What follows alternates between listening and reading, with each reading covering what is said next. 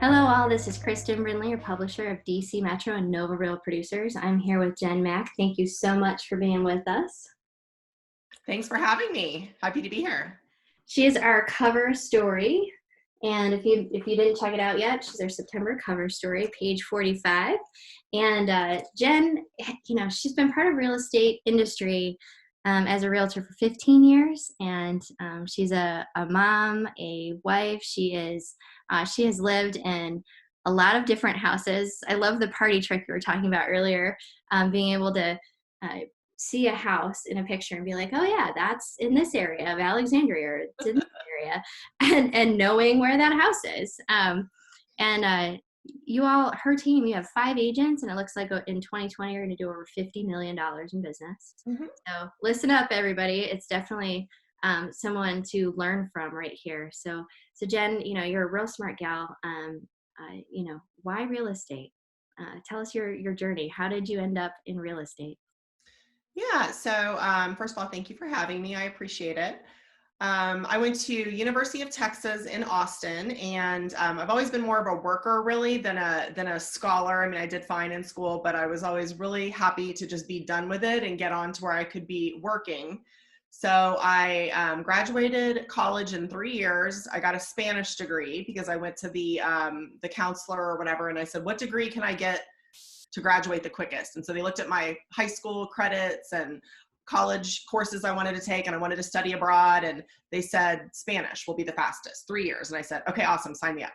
So I did that. And then I went to a job fair, and the big job fairs come on the college campuses. And I went to the job fair, and I had zero interest in any of the employers that were at the job fair. And I was like, okay, I guess the bachelor's degree is not going to, do it for me. So I decided to go straight into graduate school and get my MBA. So I did that. And then when I was finished with that, I started working for software companies in Austin, Texas. And that was at the height of the tech boom. So it was a really fun time to be in tech. I was, early 20s, and kind of hop from one startup to the next, and have just had so much fun. It was very extravagant times. Now that we look back, it was, not always great money management probably on the part of those startups. And as a result, a lot of them went out of business. We had the tech bust then. But I loved that. And then got married. My husband surprised the heck out of me and decided to join the Army. And we moved to Fayetteville, North Carolina from Austin, Texas. And got to Fayetteville and kept working for the same company, working from home for a year. There's no high-tech startups in Fayetteville, at least at that time there weren't. There may be now, I don't know. And we bought our first house. And like a lot of realtors, they remember back on their experience, right, of buying their first home. And we had an okay experience. There were some things I definitely thought, oh my gosh, I could have done a better job than he did. So after working from home for a year, I decided to get my real estate license, and went to work for the top producing agent in the city as her licensed assistant. And she taught me so much. She taught me everything. She's still my mentor to this day. We talk all the time. And that was 15 years ago. So that was when I kind of started my career. And then we moved around a bunch after that, ended back up in Virginia about 10 years ago, worked as an operations manager for a team, and then got licensed in Virginia, and have been selling on my own in Virginia for about 7 years. And I love it. I think it's a great career. I think it's really great for to be a working mom selling real estate. I think is great. And so it's been fabulous. I can't imagine doing anything else. That's a pretty great journey from tech startup to working on that team, and you still stay in contact. That means great humans involved. I love it when people retain those kind of friendships. What's been your biggest challenge as a real estate agent? So I would say that, as most people know, this job, especially if you're doing this job at a high level, it's very stressful. And one of the things that I am very intentional about, and that I work really, really hard on, is managing that stress level, and then helping other realtors to kind of shorten their learning curve, because mine has been long on learning how to manage that stress. And so I like to help other people to shorten that curve, so that they can start putting some things into play earlier in their career that can help them with the stress. Because I think for some people, like I said, doing it at a very high level, the stress is enormous. and it can be difficult to deal with. So I think that's probably the biggest challenge that we face. We're usually dealing with people's biggest asset. Emotions are running high, tensions are running high. We work with every type of personality that you can imagine under the sun. And a lot is expected of us, right? We get paid well, but we earn every dollar of that because of our ability to make things happen, to solve problems, to make sure that people are getting the most amount of money, when it comes to their sale. And it's a lot on our shoulders. I don't know many realtors who don't have some sleepless nights over it. So I would definitely say figuring out how to manage the stress is a big challenge, and something that's very worthwhile to spend time on. And that's wonderful. It's because you all care. What has been most rewarding, do you think, for you? I would say starting my team, which I started my team very quickly after I started working on my own in Virginia. So I've always kind of had a licensed assistant or a buyer's agent, and now of course it's grown. And watching those team members, there's just nothing like it. You get to the point where I'll have a closing and barely even realize it. Like we just kind of stopped celebrating our own closings after a while. Whereas early in the career, it's, go out to dinner, have the bottle of champagne, make a big deal out of it. And now when you are doing real estate at a high level, we really don't stop to celebrate our own accomplishments. So you start wanting to celebrate other people's accomplishments. So that's so rewarding to me, to see the excitement on an agent's face, to hear it in their voice, and be a part of them sort of fulfilling their aspirations is so incredibly rewarding for me. I can't imagine that ever getting old. Speaking of aspirations, what about for you? How does real estate fit into your dreams and your goals, Jen? Mm-hmm. Yeah. Well, I would say, obviously for most people, their dreams or goals require money usually, right? Like even, travel, having freedom, more time with family, all of those things. And I think that real estate is a great way to achieve wealth. And as realtors, we're in a unique position to be privy to a lot of great opportunities in real estate.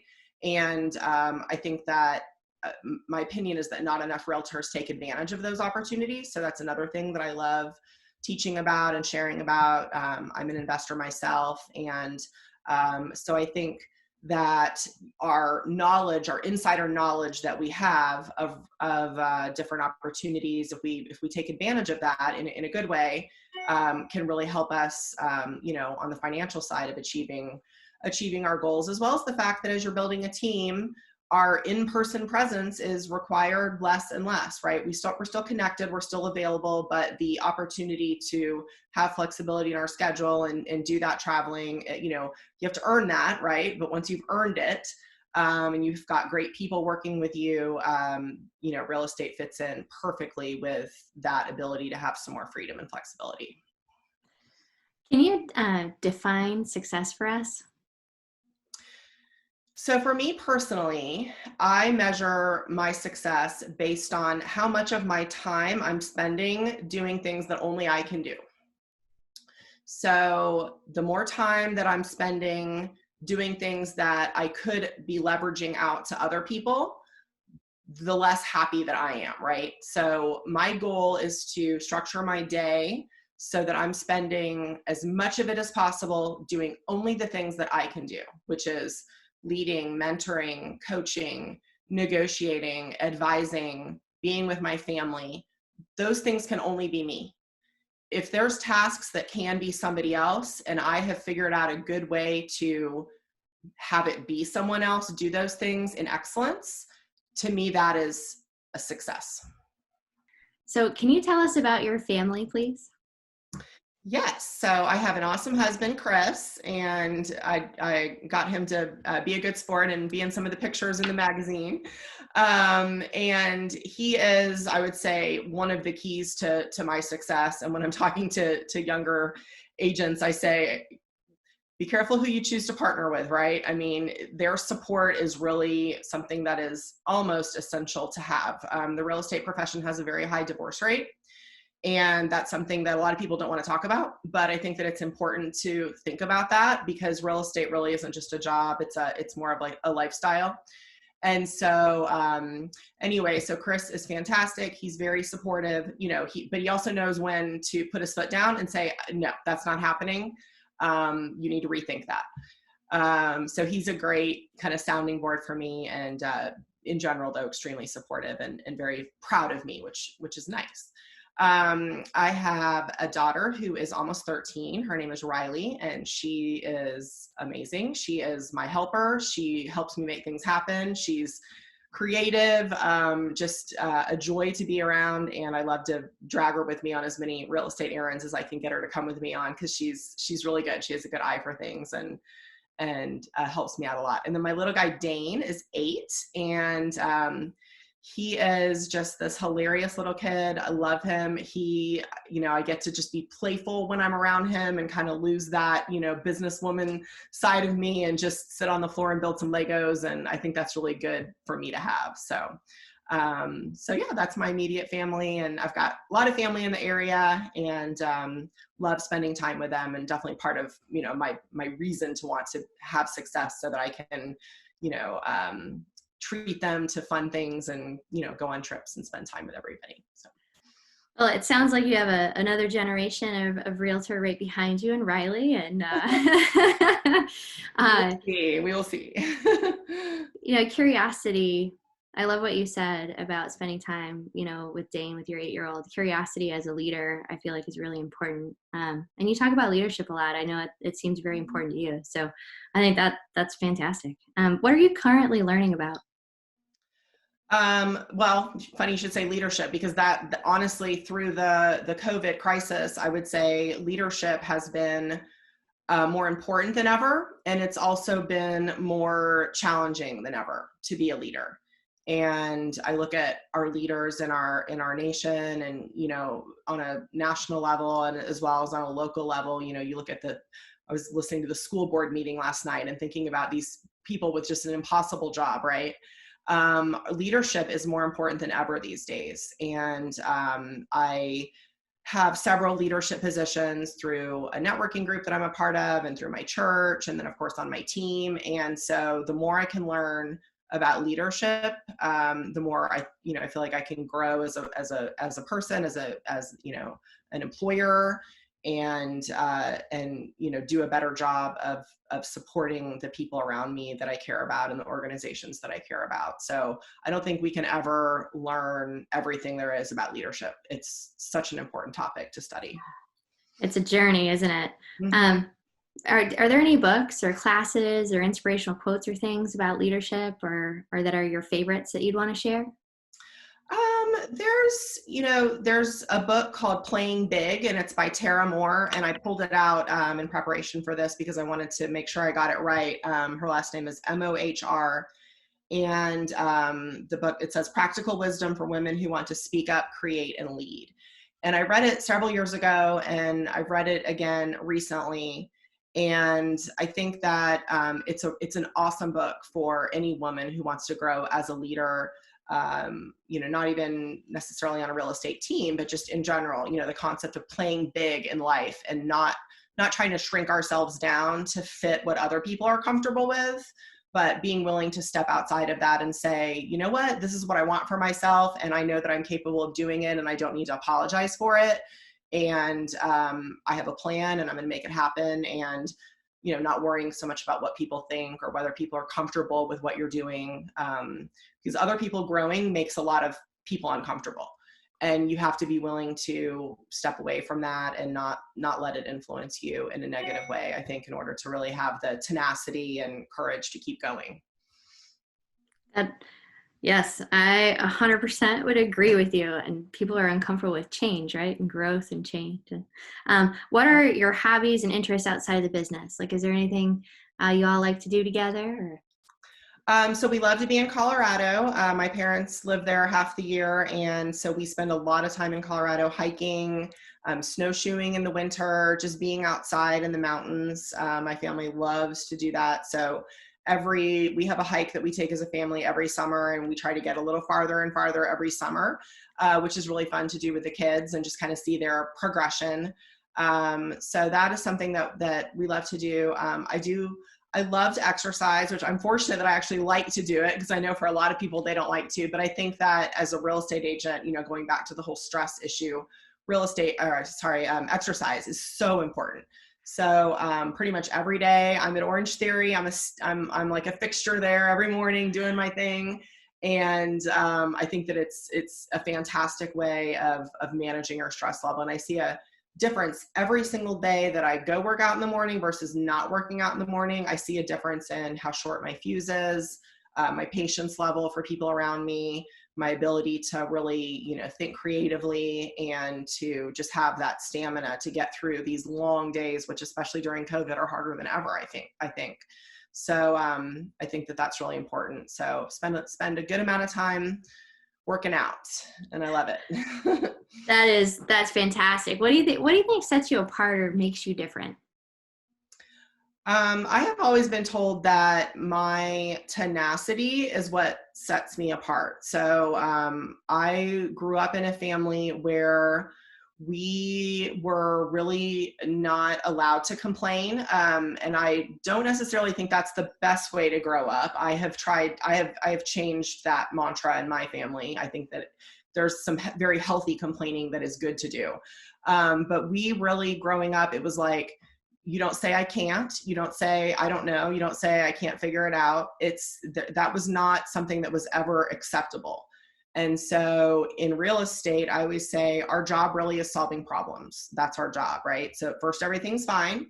And then all of a sudden, the issues come up, the problems start, and we are solving a series of problems one after the next all day long, which can be exhausting, by the way. But that's our job. That's what we're paid for. So especially when I'm hiring people, so much of the interview process is figuring out whether that's their way of thinking as well, or whether it's coming across roadblocks and then immediately looking to me or to somebody else to figure out a solution, rather than being tenacious enough and having that grit to really work through things enough to come up with solutions that are win-win and that work for everybody. That's really what we're paid to do as realtors. Do you feel that that's your biggest reason for success, or do you think there's another main reason for your success? I think that is probably the main reason: grit and tenacity. And I think the other thing through all of that is being able to do all of that while maintaining an air of positivity and optimism and confidence. I always tell the agents on my team, our clients want to work with people who are fun to be around, who are positive, who aren't always, complaining or negative, or, this is going wrong, this is going wrong. Like, they're looking to work with somebody high energy with a ton of positivity, someone who is thinking outside the box, and we have to be able to maintain that throughout the transaction.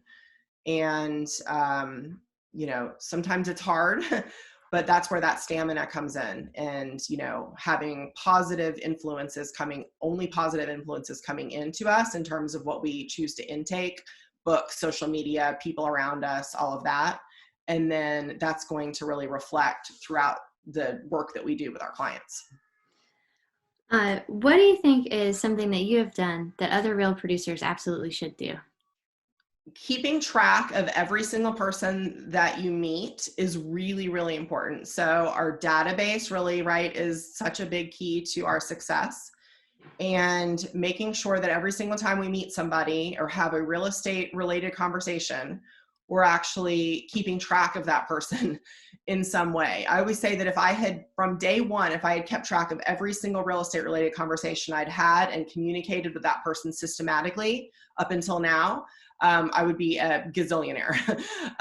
So I think that it's a really common problem. We think we're going to remember people. We think we're going to write it down later. So I think coming up with a system to keep track of everybody is really, really, really important, and will lead to so much success if we can do that and stay organized with that. What is the greatest lesson or lessons that you've ever learned? So my dad always said integrity is non-negotiable. He learned that from his mentor, General Julius Becton, a great Army general who my dad had the pleasure of working with for many years. And he taught he taught us that. So that's what I go back to, whenever I'm struggling with a decision or, trying to come up with a way to do something. How can I do everything in integrity every single day? And I want to surround myself with people doing the same thing. So integrity is non-negotiable. I say it to myself, and we say it to our kids every single day. So important. That is beautiful. What do you want to be remembered for? I want to be remembered as a woman who did not compromise on anything, really. And of course I compromise all day long, right? But you know what I mean? So coming up with a way to live life on my own terms where I can accomplish all of the things that I want to do concurrently. And it's not easy, but I like to think that I can sometimes set that example for people who want more for their life, but they're just not quite sure how they can make it happen with everything coming at us and things just being really, really hard and challenging. I like to help people think of ways to be creative and make good choices. And something I heard recently from Jen Hatmaker, who I love, is she said, if it's not a hell yes, it's a no. So when somebody asks you to do something, you have some obligation. If it's not a hell yes, then it's a no. And because every single thing that we say yes to, we're saying no to something else, because we only have 24 hours in a day, and we look at such successful people and it's like, how do they accomplish everything with the same amount of time that I have? They're just wiser with their time. So everybody who knows me knows that my calendar is never far from me. I always have it right next to me. I'm on paper. I love it. And, all day long, it's what are my priorities? How can I make everything work? And am I spending my time really doing what I want to do? Or is there a better way to do this? I love that. Are there any fun or impactful stories that you'd like to tell us? I love to have a fun story in here somewhere. Yeah. Yeah, I had a client probably 7 or so years ago. It was one of my first listings after I started working on my own in Virginia. And she was a business person, and I really liked her. I really had a lot of respect for her. She was very successful, and we had a really good rapport.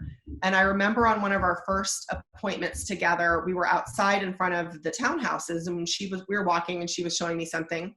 And the bottom of my heel had fallen off, and I was making this clicking noise as I walked, right? Because the bottom of my heel had fallen off.